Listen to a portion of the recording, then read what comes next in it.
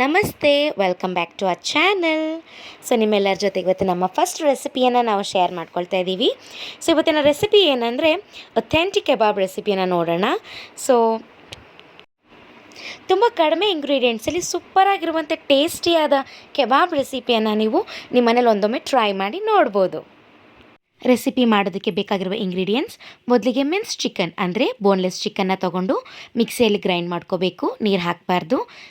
ಈರುಳ್ಳಿ ಇದನ್ನು ಕೂಡ ಚಿಕ್ಕ ಚಿಕ್ಕದಾಗಿ ಕಟ್ ಮಾಡ್ಕೋಬೇಕು. ನಂತರ 2-3 ಹಸಿಮೆಣಸಿನ್ಕಾಯಿ ಇದನ್ನು ಕೂಡ ಚಿಕ್ಕದಾಗಿ ಕಟ್ ಮಾಡ್ಕೋಬೇಕು. ಸ್ವಲ್ಪ ಕೊತ್ತಂಬರಿ ಸೊಪ್ಪು, ಸ್ವಲ್ಪ ಪುದೀನ ಸೊಪ್ಪು, 3 to 4 ಟೇಬಲ್ ಸ್ಪೂನ್ ಕಡಲೆ ಹಿಟ್ಟು, 1 ಕ್ಯಾಪ್ಸಿಕಮ್ ಇದನ್ನು ಕೂಡ ಚಿಕ್ಕ ಚಿಕ್ಕದಾಗಿ ಕಟ್ ಮಾಡ್ಕೋಬೇಕು. 2-3 ಟೇಬಲ್ ಸ್ಪೂನ್ ಮೊಸರು, ಹಾಗೆ 2-3 ಸ್ಪೂನ್ ಗರಂ ಮಸಾಲ, ರುಚಿಗೆ ತಕ್ಕನಷ್ಟು ಉಪ್ಪು, ಹಾಗೆ 1 ಸ್ಪೂನ್ ಬಟರ್.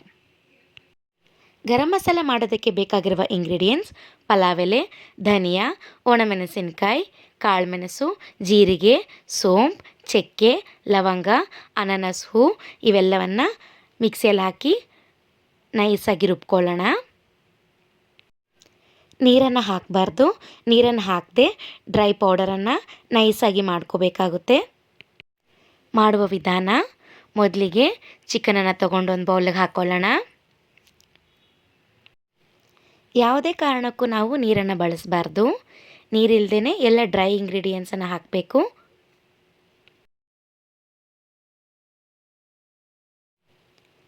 ನಂತರ ಸಣ್ಣದಾಗಿ ಕಟ್ ಮಾಡ್ಕೊಂಡಿರುವ ಈರುಳ್ಳಿಯನ್ನು ಹಾಕ್ಕೊಳ್ಳೋಣ.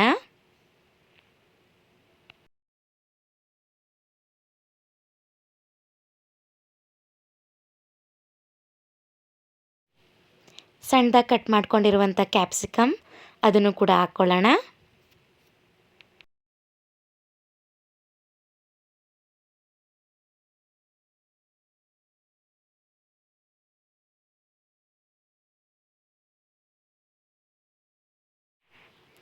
ಸ್ವಲ್ಪ ಜಿಂಜರ್ ಗಾರ್ಲಿಕ್ ಪೇಸ್ಟನ್ನು ಕೂಡ ಆ್ಯಡ್ ಮಾಡ್ಕೊಳ್ಳೋಣ. ಕಟ್ ಮಾಡಿರೋ ಚಿಲ್ಲಿಯನ್ನು ಕೂಡ ಆ್ಯಡ್ ಮಾಡ್ಕೊಳ್ಳೋಣ. ಕಟ್ ಮಾಡಿರೋ ಪುದೀನ ಹಾಗೆ ಕೊತ್ತಂಬರಿ ಸೊಪ್ಪನ್ನು ಕೂಡ ಆ್ಯಡ್ ಮಾಡೋಣ.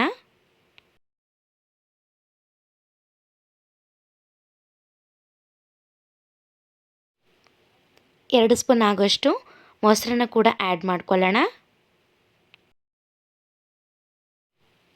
ಹಾಗೆ ನೈಸಾಗಿ ರುಬ್ಕೊಂಡಿರೋ ಗರಂ ಮಸಾಲ 2-3 ಸ್ಪೂನಷ್ಟು ಆ್ಯಡ್ ಮಾಡ್ಕೊಳ್ಳೋಣ.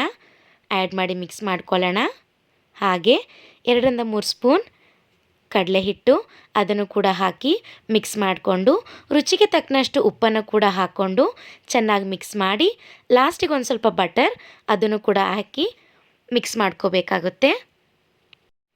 ನಮಗೆ ಬೇಕಾಗಿರೋ ಶೇಪನ್ನು ಮಾಡಿಕೊಂಡು ನಂತರ ತವಾ ಮೇಲೆ ಸ್ವಲ್ಪ ಬಟರನ್ನು ಹಾಕಿ 2 ಸೈಡು ಶಾಲೋ ಫ್ರೈ ಮಾಡ್ಕೋಬೇಕಾಗುತ್ತೆ. ಗ್ಯಾಸನ್ನು ಮೀಡಿಯಮ್ ಫ್ಲೇಮಲ್ಲಿ ಇಟ್ಕೊಂಡು 2 ಸೈಡು ಚೆನ್ನಾಗಿ ಬೇಯೋ ತನಕ ವೆಯ್ಟ್ ಮಾಡಬೇಕಾಗುತ್ತೆ. ವೆಯ್ಟ್ ಮಾಡಿದ್ಮೇಲೆ ರುಚಿಯಾದ ಅಂದರೆ ಟೇಸ್ಟಿಯಾದ ಅಥೆಂಟಿಕ್ ಕಬಾಬ್ ಸವಿಯಲು ಸಿದ್ಧವಾಗುತ್ತೆ. ತುಂಬ ಕಡಿಮೆ ಇಂಗ್ರೀಡಿಯೆಂಟ್ಸಲ್ಲಿ ನಮಗೆ ತುಂಬ ಟೇಸ್ಟಿಯಾಗಿರುವಂಥ ರೆಸಿಪಿಯನ್ನು ನೀವು ಟ್ರೈ ಮಾಡಿ ನೋಡ್ಬೋದು.